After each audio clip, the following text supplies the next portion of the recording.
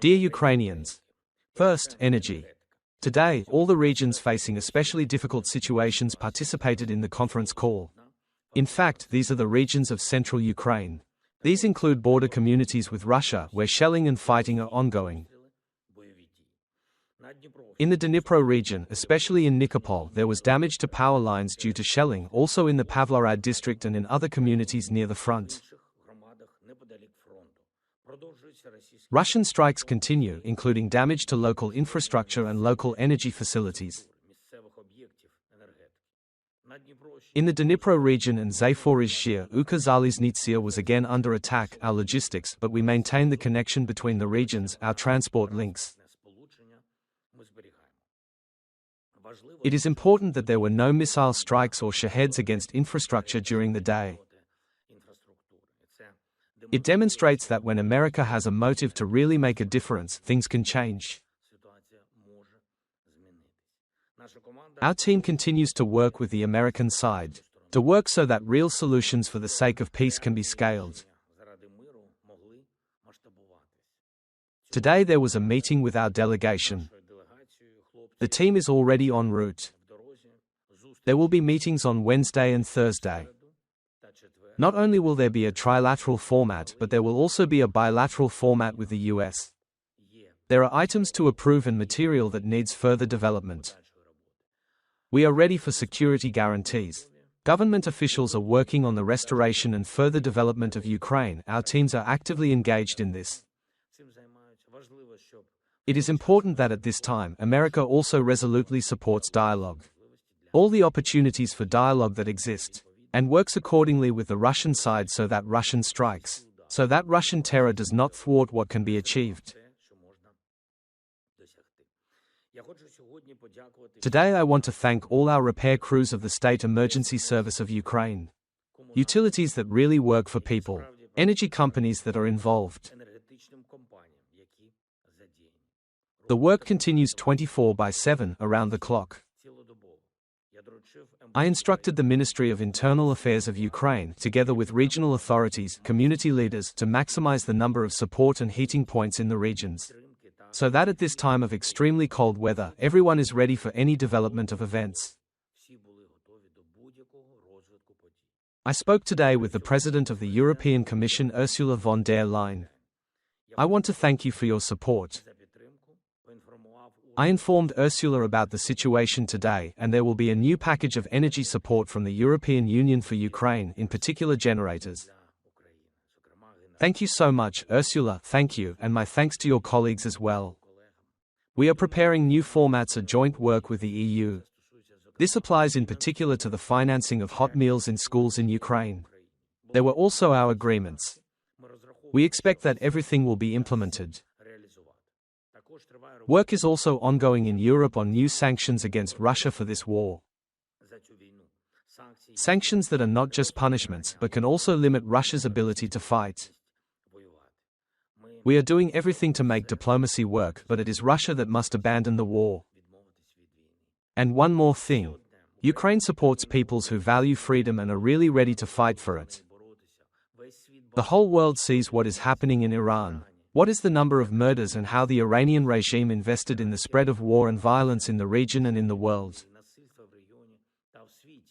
Ukraine will not forget any of the thousands of shaheds that hit our cities and villages, our people.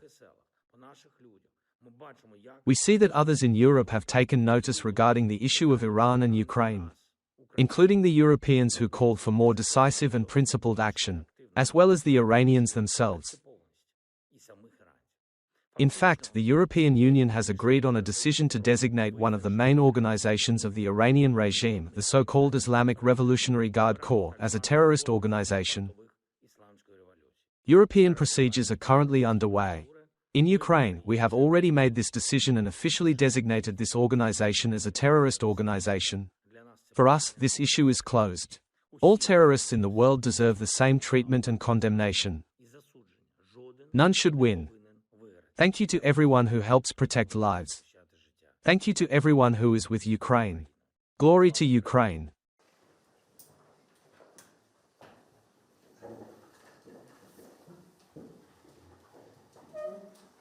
You're very welcome.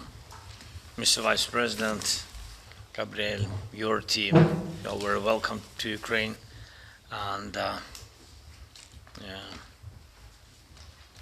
you're in the new status, Ignacio. My congratulations. Thank you. And thanks to you and your country for very welcome hosting us during the economic forum. Thank you very much. We had good opportunity to meet and to meet with your president also. So thank you very much. We understand that we can speak a little bit about the new meetings in Abu Dhabi, and our team will go tonight there, and I hope that we will have constructive dialogue. We will see if we will have the good result. In any way, this dialogue is important for us, and we are thankful to American side for organizing this meeting. And we know that you are also on the way to Russian Federation, and of course we want very much to hear you, and if it's possible that you, Mr. Vice President, will share with us the key points and messages what you're ready to share with the Russian side. From our side, just again to underline that we are ready for meetings with Americans, Europeans, with Russians, for any kind of format for negotiations, and this is our message. And also you see that during all these months of the very cold winter, our country, first of all, our civilians are under massive attacks. And that's why I think that massive attacks of Russian missiles and drones, hundreds and thousands. And of course our message to all the world to do everything to stop this war. And I hope that you, Ignacio, and the OSCE will do everything to support Ukraine and Ukrainian people. Welcome. Thank you so much, Mr. President. Thank you for this warm welcome, which contrasts with the coldness outside the palace. Having been in Davos by plus 10 degrees, it is nothing to compare with the minus 15 or 18 this morning when he came by train. It is incredible hard, and this is one reason more to understand what it means for the people not to have heating at home, not to have warm water, and to suffer from the attacks, of course, we have. And this is the reason why we are here, the first time in my capacity as chairman of the OSCE, together with the Secretary General of the OSCE and his staff, and from my side, you know, Gabriel Lüschinger, Ambassador Lüschinger, NSA of Switzerland. Yes, the main purpose of our visit is to speak about OSCE, to present the tools and offer what the OSCE could do in case of a decision of a ceasefire, of a settlement, a peace settlement for the future. And we will tell you exactly the same like we will tell on Friday President Putin. The reason is this organization still exists. You are member, participating state, Russia is participating state, US are participating state. If this organization exists and the participating states are trying to establishing a peace path to end this terrible war, then we think it is our duty to tell you what the organization could do once the moment has come for intervene. It goes from, of course, supporting the peace path,